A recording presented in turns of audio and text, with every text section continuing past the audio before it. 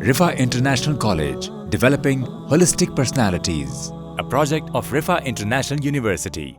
Bismillahirrahmanirrahim. Assalamu alaikum.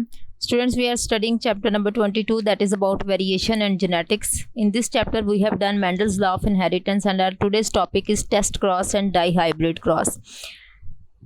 Mendel ने जो genetics के कंसेप्ट्स दिए थे वो काफ़ी हद तक एक्सेप्टेड रहे थे, और बाद में आने वाले जितने भी साइंटिस्ट ने बेशुमार जो एक्सपेरिमेंट्स किए थे उनके ज़रिए उसके एक्सपेरिमेंटल वर्क को प्रूव भी किया गया था।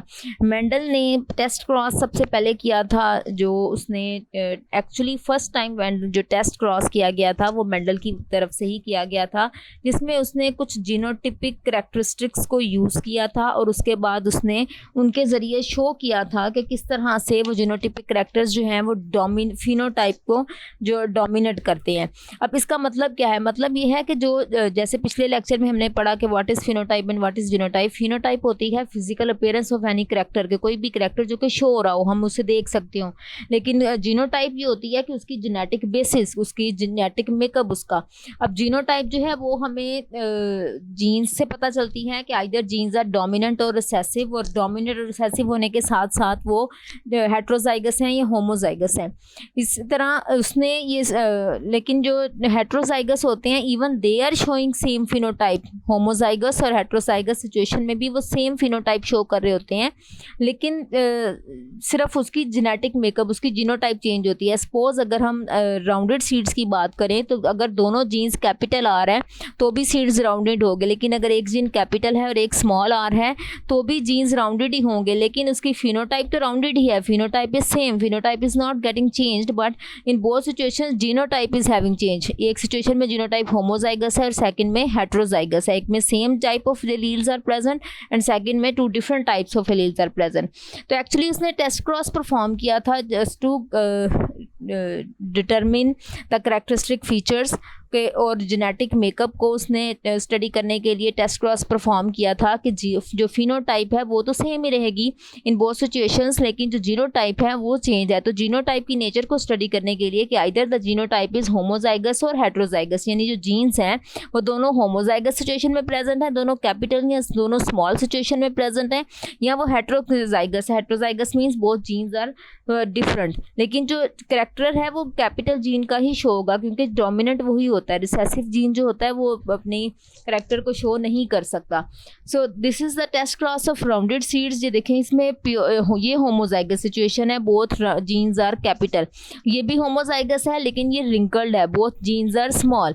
जब इसमें उसने इनमें सबसे पहले गैमीट्स बनेंगे तो both genes are get separated, और इसमें दोनों सेपरेट हो जाएंगे। उसके बाद जो नेक्स्ट जनरेशन आएगी it is having heterozygous situation, but the phenotype is rounded. Phenotype rounded होगी लेकिन जो उसकी जीनोटाइप है वो हेट्रोजाइगस होगी। One is capital R and second is small R, लेकिन करैक्टर हमेशा जो डोमिनेंट होता है उसी का शो होता है। इसी तरह जब उसने हेट्रोजाइगस, ये होमोजाइगस क्रॉस था, ये हेट्रोजाइगस था, जब उसने हेट्रोजाइगस में लिया तो उसने यहाँ पे दो जो हमारे पास गैमीट्स बने, one is containing capital R and second is having small R, उसको उसने जब रिंकल्ड के साथ परफॉर्म करवाया, फिनोटाइप दोनों क्रॉसेस में सेम है, लेकिन इसमें होमोजाइगस सिचुएशन है और इसमें हेट्रोजाइगस सिचुएशन है। इसमें जब क्रॉस करवाया गया तो हमारे पास क्या हुआ कि हमारे पास दो तरह के ऑर्गेनिजम्स प्रोड्यूस हुए। One are having heterozygous dominant rounded seeds and second is having homozygous recessive wrinkled seeds. So this is the difference between phenotype and genotype के जीनोटाइप जो है वो इन दोनों में डिफरेंट है, ये होमोजाइगस है, ये हेट्रोजाइगस है, लेकिन इनकी फिनोटाइप जो है वो सेम है। दोनों की फिजिकल जो करैक्टरिस्टिक्स हैं या फिजिकल अपीयरेंस है उस जेनेटिक करैक्टर की, दैट इज सेम। कुछ बहुत स्टडी के बाद जो मेंडल था उसने ये डिसाइड किया कि inheritance of two simultaneously characters like seed shape and seed character, यानी जो इनिशियल उसने एक्सपेरिमेंट्स किए थे मेंडल ने, they are consisting of single character, यानी उसने एक ही करैक्टर को स्टडी किया था। अगर वो सीड के शेप को स्टडी कर रहा था तो वो रिंकल्ड थे या स्मूथ थे, यानी राउंडेड थे। उसके बाद फिर उसने एक वक्त में दो करैक्टर्स को स्टडी किया। दो करैक्टर्स को उसने किस तरह से स्टडी किया? प्लांट प्लांट सेम रहा, पी प्लांट ही रहा, लेकिन उसके अंदर उसने सीड की शेप के साथ सीड के कलर को भी स्टडी किया कि अगर दो सेम कैरेक्टर्स को मैं एट अ टाइम स्टडी करता हूँ तो उसके अंदर कौन कौन सी चेंजेस आ सकती हैं। अब जैसे सीड शेप की बात करें तो शेप वाइज सीड्स में भी राउंडेड और may be wrinkled. Seed colour की बात करें तो दे मे बी येलो और they may be green. Yellow is dominant character and green is recessive character. उसके दरमियान फिर उसने क्रॉस करवाया जो उसके पास F1 dihybrids, di means 2, क्योंकि इसके अंदर हम दो करेक्टर्स को स्टडी कर रहे हैं तो इसलिए ये डाई हाइब्रिड्स है। इसको स्टडी किया तो उसने राउंडेड एंड येलो सीडेड जो थे वो डोमिनेंट करेक्टर था, यानी seeds with rounded shape and yellow colour are dominant while seeds with wrinkled shape and green colour are recessive. ये करेक्टर रिसेसिव करेक्टर था। जो फर्स्ट उसने डाई हाइब्रिड क्रॉस करवाया, सेल्फ फर्टिलाइजेशन करवाई अमंग F1 डाई हाइब्रिड्स, तो उसके result में उसके पास जो प्रोजनी आई, जो जनरेशन आई, उसको उसने फिर अगेन सेल्फ फर्टिलाइज करवाया। F2 जनरेशन उसने स्टडी की। F2 जनरेशन यानी उसने नेक्स्ट क्रॉस करवाया उन्हीं करेक्टरिस्टिक फीचर्स का, तो उसके पास जो प्रोजनी आई दैट इज 9:3:3:1।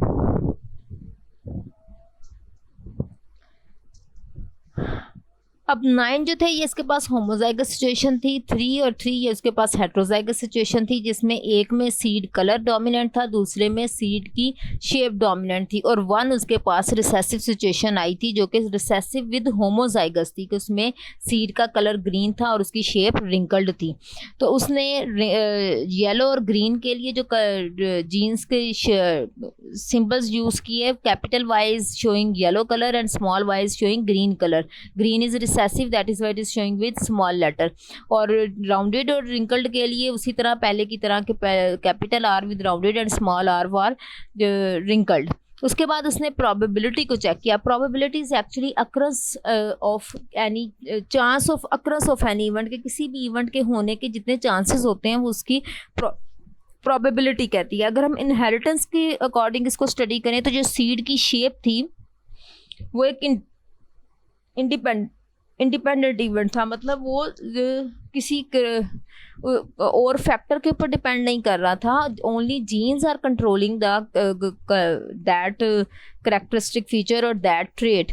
अब वो जीन्स जो हैं वो कंट्रोल कर रहे हैं फिनोटाइप ऑफ एनी करेक्टर। अब उसमें डाई हाइब्रिड क्रॉस जो है उसमें जो रेशियो है फिनोटिपिक कम्बिनेशन की वो कितने ज़्यादा, यानी कितनी हमारे पास सीड्स जो हैं वो राउंडेड होंगे, कितने येलो कलर के होंगे, वो जो नंबर हमारे पास आएगा। जैसे पीछे हमने रेशियो पढ़ी कि सबसे पहले क्रॉस में 3:1 था, फिर जब F2 करवाया तो उसमें 9:3:3:1 आया।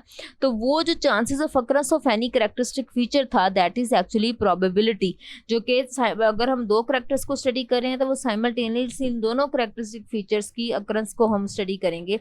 लाइक ये अगेन पुनेट स्क्वायर है लेकिन ये F2 का है। अब इसमें देखें कि इसका हमारे पास हम दो करेक्टर्स को इसमें स्टडी कर रहे हैं। दो करेक्टर्स कौन कौन से हैं? सबसे पहले होमोजाइगस सिचुएशन है, both capital R both Y capital Y both small R both small Y. One gamete is produce having capital R with small R and capital Y with small I.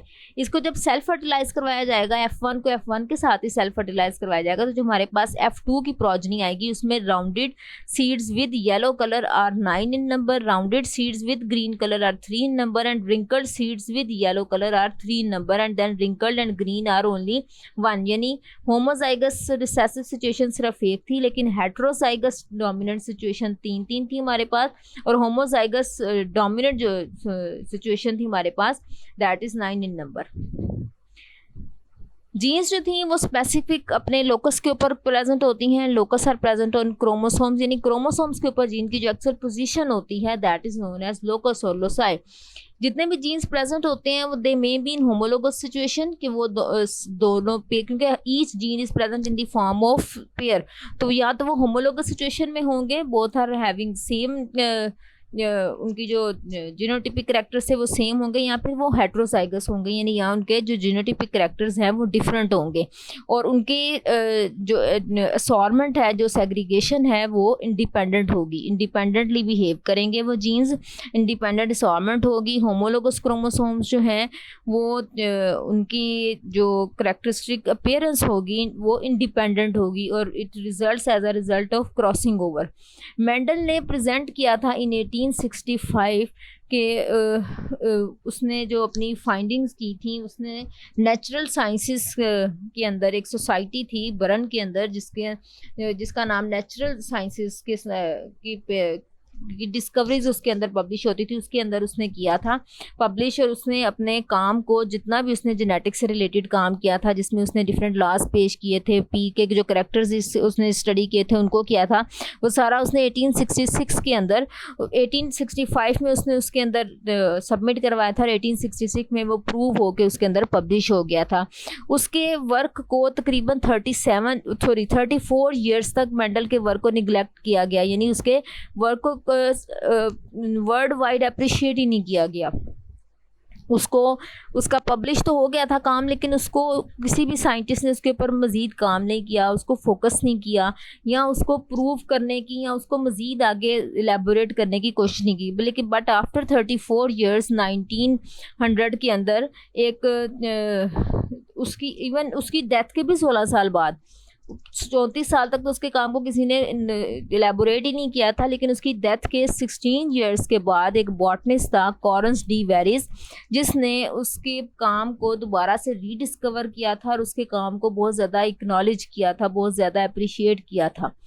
A project of RIFA International University.